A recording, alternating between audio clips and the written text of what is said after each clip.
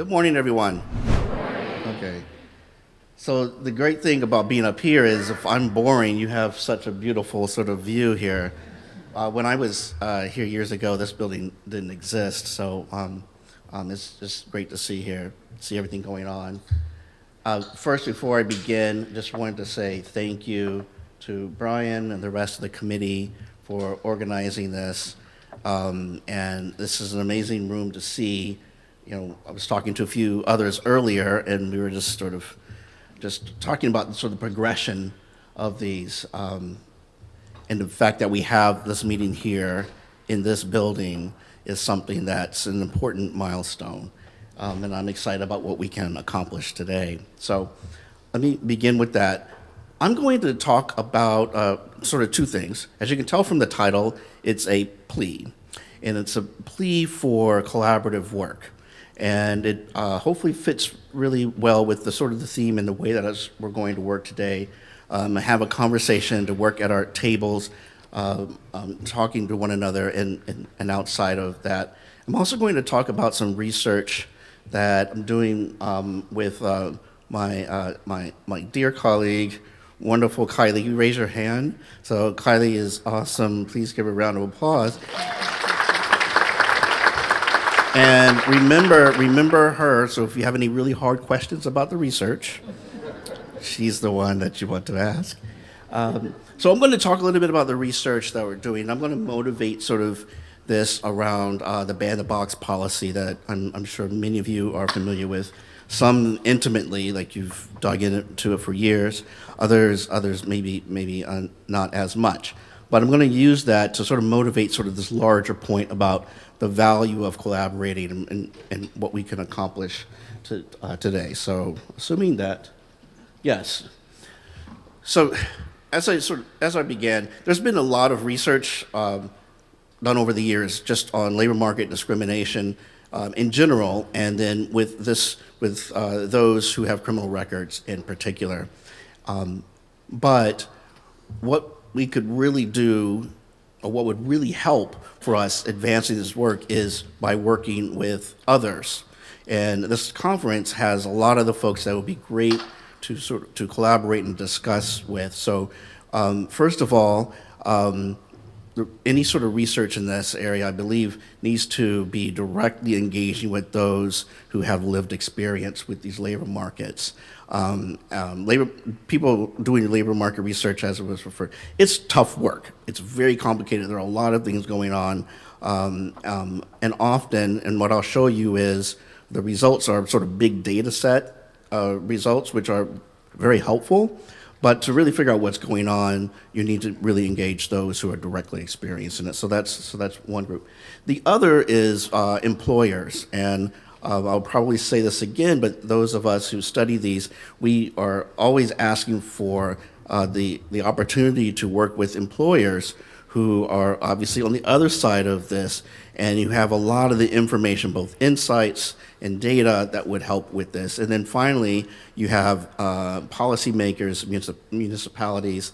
I didn't put on there like all the intermediaries many of you represent, like community-based organizations, foundations, and things like that. But the idea is to really make real progress on this. It's going to happen through collaborative work, us learning from one another, bringing together sort of what we have in terms of skills and insights to make this happen. So can we leave this conference with progress on each? And that's going to be sort of, I think, a good metric that we could have as we engage, not only this morning session, but throughout the conference. So again, I'm going to use ban-the-box as an example.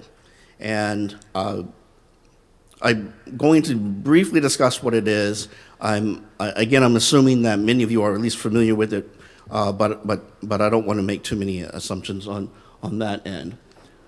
So before talking about ban-the-box, just a reminder about the labor market discrimination. So there's a consistent finding that employment for someone with a record, and especially if you are Black and records have a record, is incredibly difficult.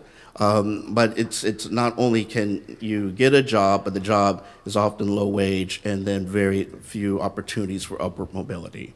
And And this graph is a graph of a study in 2003 that Diva Pager did, but it's often cited as one of the papers that kicked off a lot of the work.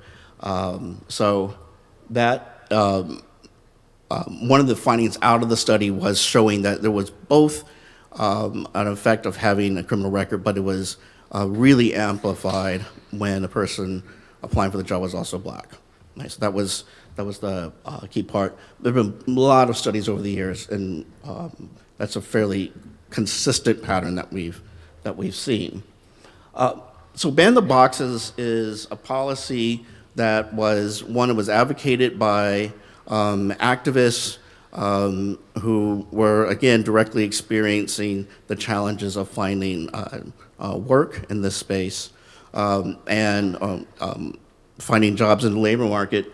And so this is just an example of what an application might have. In the application, there are questions about criminal background. I pause because I have a 17-year-old and we're doing college applications, and the Common App also has a question, by the way. So, but the ban the box was about removing the background information from that. Now, there are variants of this, so this is a generalization, but the idea is that in most cases, the background checks are done sort of later in the process after you've decided that you're going to make a hire. So this is a policy which has proliferated. It's been in many states, cities, and it comes in different forms. Like I said, there's not just sort of one ban-the-box policy. There are multiple variants. I think that's important as we sort of think this through. Sometimes it covers all employers as a policy. Sometimes it's public sector. Sometimes it's private sector. And there are plenty of places that don't have the policy at all. Now, from a research standpoint, this is something that Kylie and I try to use to help us understand what's the labor market like before and after, but also comparing places that do to never have. Right? So that's sort of what we use in a lot of the work that we do.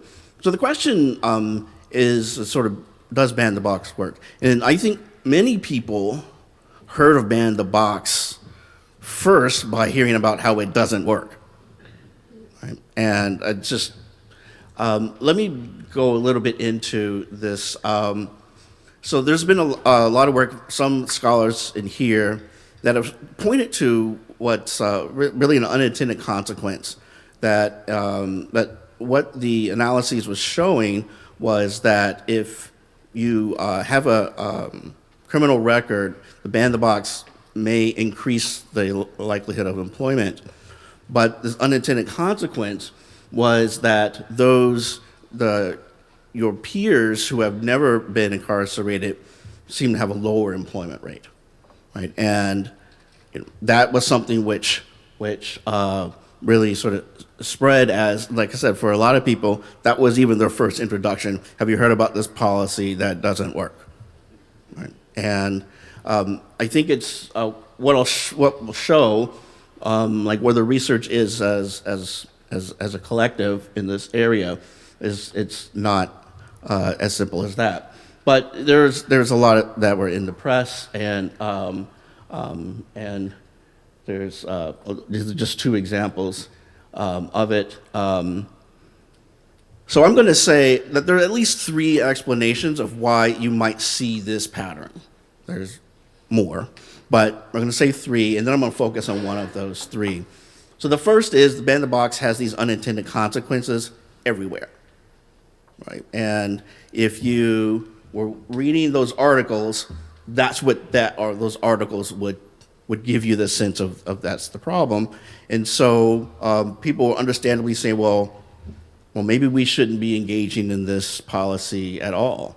Maybe it's problematic, or, The second possibility is that it has unintended consequences in some places, and it might work as prescribed in other places.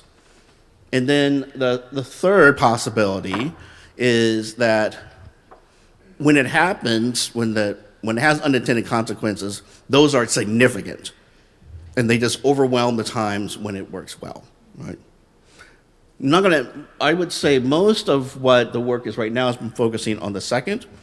I crossed the first out because don't believe that's the case at all. I don't think this is something which uniformly has unintended consequences. But we need to sort of think about, well, when it doesn't work as prescribed, why?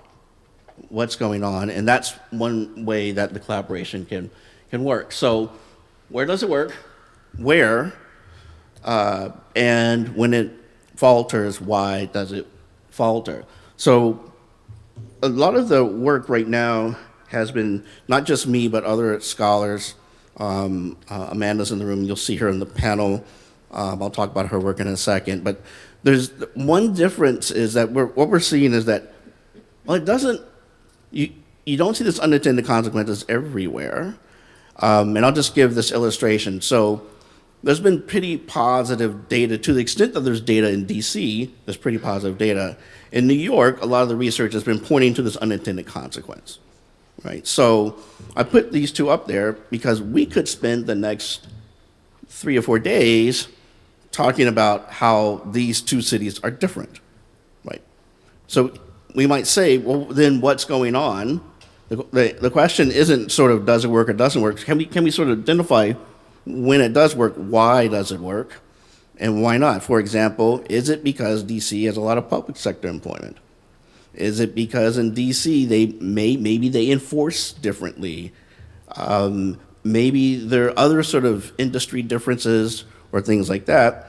And then the last thing I'll sort of point out is another factor is the labor, the distance between a labor market or a labor pool and where the jobs are and how easy it is to get to those jobs. So some of this is similar to, I mentioned I was talking about Amanda's and her work, and Amanda did not pay me for any of this advertising. But what they did in this work was to notice how employer discrimination varies by whether you're in an area where the labor market pool is far from where the job or the jobs are, right? And when it's far away is where you have a lot of these problems that we've identified before of labor market discrimination, but also other things like if you are far from a labor pool, it really matters how you're advertising jobs, for example, right? Who's actually going to see the job in the first place? All these things can be factors as well. And Kylie and I have been looking at, and also just across the country, on just this idea of segregation and how it affects, and the general finding that we see is that when segregation is high, and segregation is a proxy for the distance between the labor pool and where the jobs are. So in situations where there's a lot of segregation, that is where you're more likely to see these unintended consequences. So what's interesting, though, and what I just sort of point out, that I wanted to highlight that DC is on this list of segregation, high segregation places, and yet that they're having more success than New York is having. And like I said, it's because there's probably a lot of things that are going on. And I don't know, I could guess, but I really don't know what those things could be. And it's not going to be possible to know without different data, different analyses, to really engage these questions. But I would say from the academic side, for those of you who are not academics, we really want to know. We really want to know, and having a way to rigorously study that would be really great. I talked about sort of the challenge talked about it from the employer side, but if you're looking for a job, there's several challenges as well. The more difficult it is to get to the place of work. There are problems with transportation, whether it's the driver license or whether you have a car. There could be mobility restrictions that are part of parole. There could be a number of things that complicate complicate this, and you can imagine the further you get from where the job is, the more difficult it is to get the job. So I wanted to share that at least when we ask this question, where is ban the box effective and where does it falter? One factor, I guess it's just one, but it looks like one factor is going to be sort of what I would call sort of structural conditions, like things that are there way before ban the box that are already making labor market things difficult. It looks like when you put ban the box in that setting, you get those unintended consequences, but it's also pointing to an underlying issue that relates to housing segregation, that relates to the distance between labor markets and jobs. And understanding that then will be important when we sort of think about whether and how we want to implement a ban the box policy. So the other thing I wanted to share with you, so those results are about who gets a job and who doesn't. So Kylie and I are also interested in what wages are associated with these jobs. And so what I'm going to show you is some of the preliminary research that we're doing on that as well. And then sort of wrap it up. How are we time-wise? Good, thank you. So what I'm going to do is I'm going to show 4 graphs. And what you have on the vertical axis is the hourly wage. These are pegged to 1997 to give you a sense that this dashed line is the Bureau of Labor Statistics sort of estimate for what they would consider the threshold for low wages in 97. So all of our data is sort of, the data goes up past 97, but where these wages are sort of referenced to that year. So what I'm going to do is I'm going to step away from the mic, but hopefully you can still hear me. So there are going to be 4 bars. So the first 2 are going to be, and these are all black respondents in the data set, which about 24,000 in the case. Uh-oh. This is on top of it. So the first 2 are going to be those with criminal record, black, and then the first bar here is going to be when there's no ban the box, and that's sort of the hourly wage. So again, these are for black respondents with criminal records. What's the average that they have? The second one is when you do have ban the box, what's the wage there, right? So it drops there. So again, more likely to get a job, but at least what the wages are suggesting, these are lower wage jobs. So both, whether you're from an employer or searching for a job or a policymaker, this is an important piece of information to know. That just sort of saying we should have more jobs, well, what kind of jobs are we talking about? Right.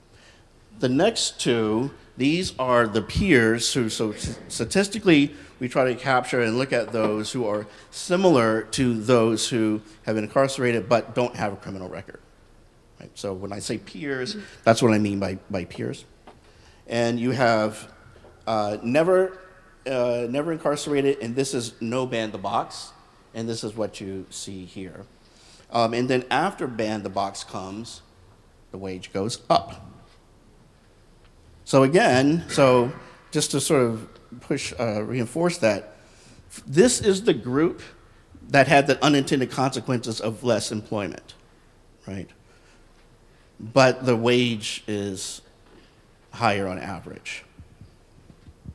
Again, the larger point here is these things are complicated.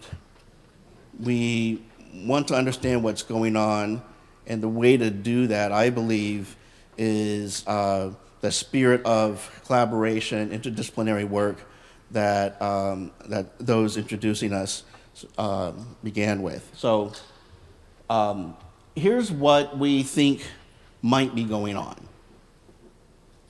That's why it's a possible explanation. So before ban the box, people with criminal records are less likely to apply for or get jobs. right? Those are actually two different things, whether they apply in the first place and then whether they get the jobs thanks in after that. So that's and then their never incarcerated peers are employed in low wage jobs. So this, after Ban the Box, people with criminal records apply for and get jobs but they're very low wage jobs. And then this is the never incarcerated peers. What may be going on is the reason why we see this drop in employment is they're no longer getting those very low wage jobs. They're being pushed out or being competition or whatever. And when they do get a job, it's a job with a higher wage because the lower wage jobs are going to those who have a criminal record. So, like I said, I would say that this is a possible explanation and one that we would need to do more work to understand. But even if we did more work without talking with other folks in the room here, the progress will be limited. I hope, though, that you see that this kind of work is important. It's valuable for all of us, and it's the sort of work that we would like to engage in. I also would say that that particular pattern still seems to be related to the level of racial segregation in the city. So this pattern I talked about is one that seems to jump out when you have high segregation. And again, we're talking about high segregation as a proxy for the distance between where people live and where the jobs are. So here's some things that I would sort of think about as sort of key questions to move us forward, and they capture. So first, if you're thinking about it from a perspective of a job seeker, we want to get to a point where we can help people answer this question: what should I do? Right? And at least right now, we can say, well, we need to start also thinking about the structural conditions around the labor market. That would be segregation in this case, but there are probably other structural conditions to sort of think about, and the guidance we might have for someone in a high segregation place might be different than someone who's in a lower segregation place. What should my company do? So again, I sort of referenced how are you even advertising your jobs in the first place? If you're out of the city in Naperville and you look for your jobs the old-fashioned, just sort of put it in the newspaper or help wanted, then that's going to have some implications versus advertising for your jobs more widely. But there could be other sort of things to sort of think about. What should my company do? Part of what we're finding is, well, it depends on where your company is, and you want to take that into account, and not to sort of keep in mind that there's a lot of variation in how Ban the Box works. It hasn't been studied, but one thing that I'm interested in understanding is even in a high segregation place, I bet there are employers that are doing well, and there are ones that aren't. Until we get data from those employers, we're not going to be able to know, but to understand what the success cases are, even in the most adverse conditions, would be hugely valuable for us. So if you represent a company or know a company that's doing well, and it happens to be in one of these high segregation places, we would be very interested in understanding what that company is doing to offset the challenges that might be there. What should community-based organizations and other intermediaries do, like understanding this? Again, we've talked about, and a lot of times, a lot of organizations do a lot of work around workforce development, but maybe another thing that should be coming along is sort of think about these other issues of how the challenges of the job, getting into work might play into it, how to sort of think about how Ban the Box sort of rolls with this. And then what should my municipality do? And again, there are so many, again, with the DC and New York difference, these are different areas. What one might do, the way that Ban the Box would be optimally implemented in one area would be different than the other, and there may be some regions where it isn't wise to implement it. But that's what the work that one would want to do to make sure that it's fine. The other thing, which one reason why I use this as an example, is that a lot of this work around Man the Box, and Amanda and Jen, and others, thank you for doing this, because it pointed out that when we're doing this work, we are thinking about people with criminal records, but we're dealing with the community of a combination of people with criminal records and those that do not, and the work that we do that affects that entire community. We want to be mindful of that as we go through. So that's not often stated as sort of the direct sort of point here, but I think it's something that it's important for us to keep in mind as we do this work. In other words, when, where, and for whom do proposed solutions like Man the Box, but we can talk about other sort of policies and solutions. There's employment certification, there are other sort of things that, and are there solutions that are effective when there are adverse structural conditions, and that would be high segregation in that case. So again, can we leave here with sort of progress on each of these things? So one would be working with those who have directly experienced this labor market, those employers, something like personnel data or different things that they do, different policies and approaches that companies do and different employers do. And then those who are thinking about what policies to popularize or to advocate for and implement, and as well as whether these policies are enforced or not. And I would say, at least on the research end, that would also be a really helpful thing, because we can all imagine that there's going to be a lot of variation in implementation, but we don't know, we don't have a great sense of how that might affect things. So again, so with that, I'll just sort of leave it at that. I look forward to learning from everyone here, and shout out to Table 5, and not this competition, I'm just sort of saying shout out to and I'm really excited about this. Thank you again for this opportunity. Oh yes, is there time for? Yes. Yes.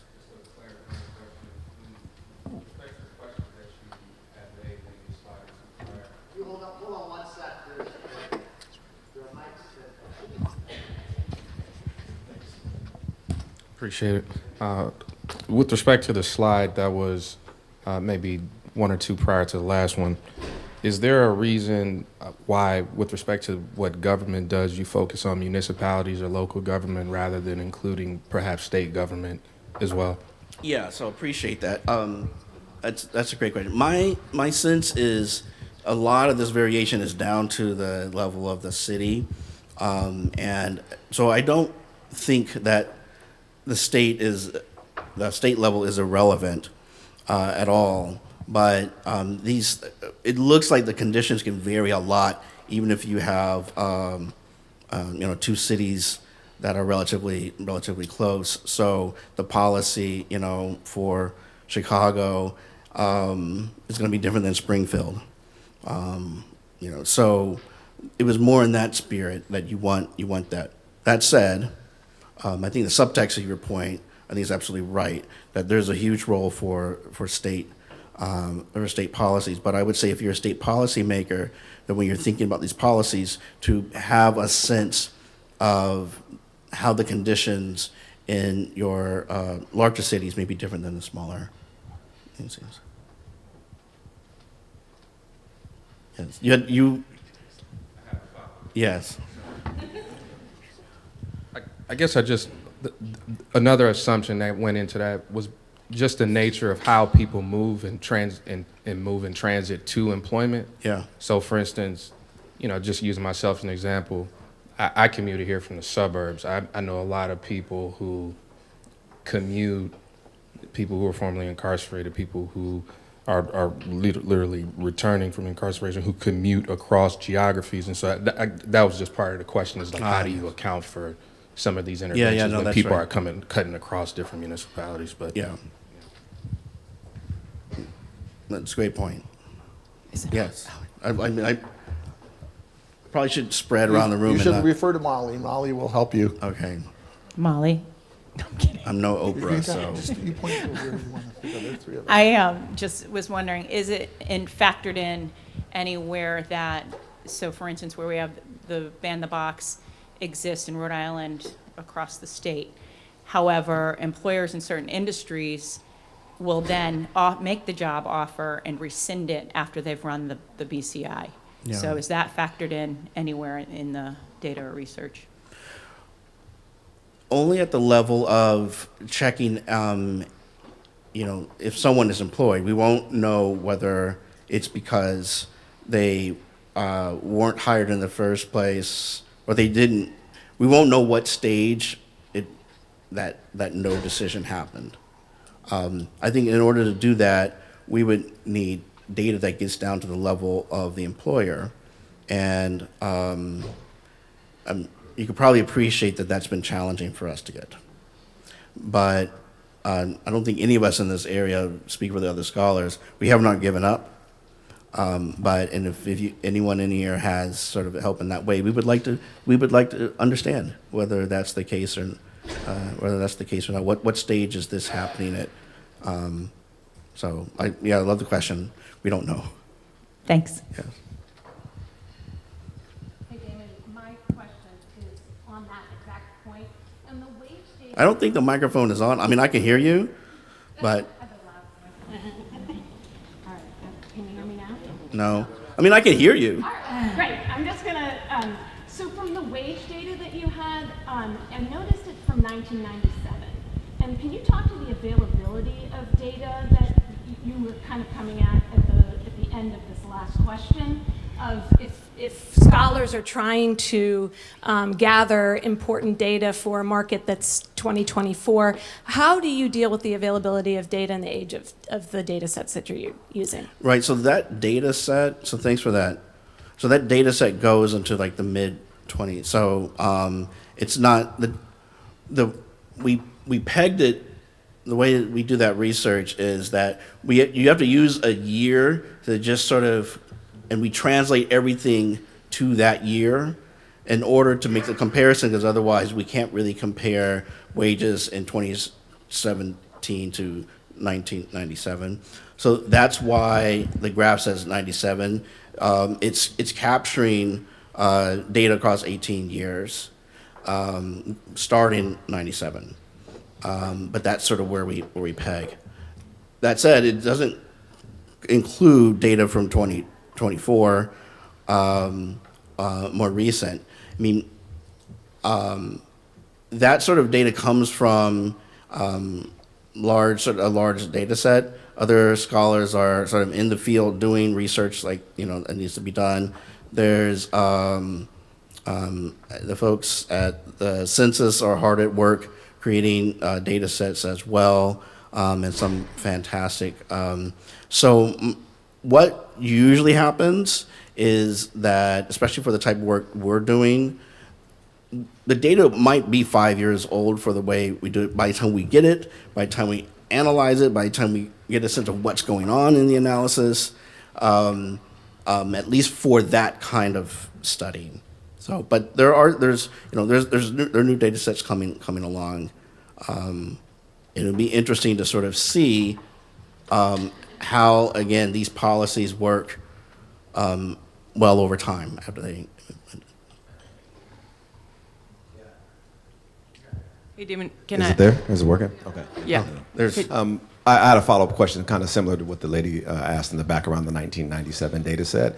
In 1997 and in the 90s in general, less companies were doing background checks. So when we saw that people who had felony convictions actually had a higher rate of employment than after the ban the box, now 96% of companies are doing background checks. And so did the study account for the rise in frequency of background checks over the last 30 years specifically? Yeah, not directly.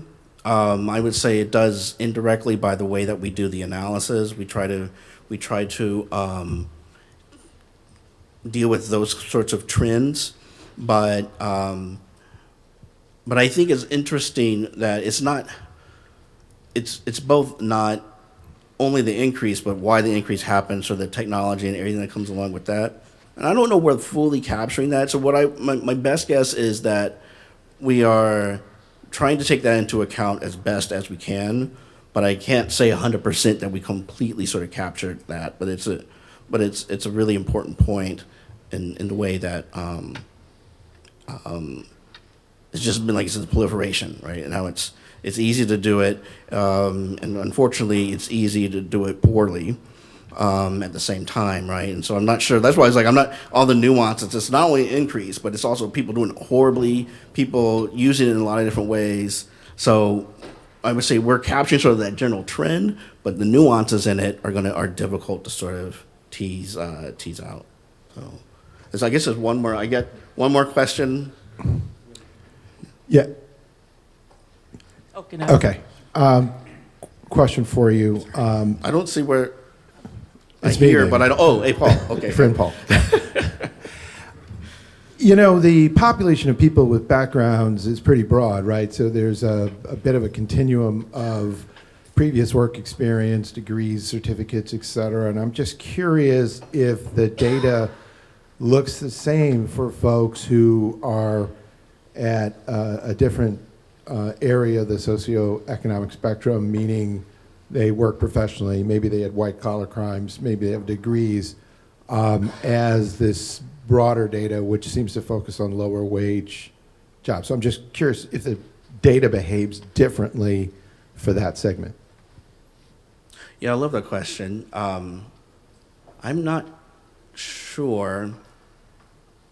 I'm not sure, Paul. I mean, that's a good question. I'm pausing because what the data reflects is sort of averages, right? And so there are people in the data set who have varying levels of background. To isolate the effect, we net all of that out. And it's possible to answer your question, but the way that we did the analysis, because we netted that out, we don't have the analysis on what would happen if you did net that out and try to take that into account. So the way I would think of it is, yeah, this is all after you net out differences on things like, that would be education, family income. There are other things that we're netting out when we do that. And the good news is that it helps us identify something. The bad news is then when you have these interesting questions about what happens in these cases, and the way we did the analysis doesn't let us tease that apart. But we can make progress on something like that. But the way we have it, so it's a good point. It looks like it's time. Oh. Thank you, everyone. Let's go to work.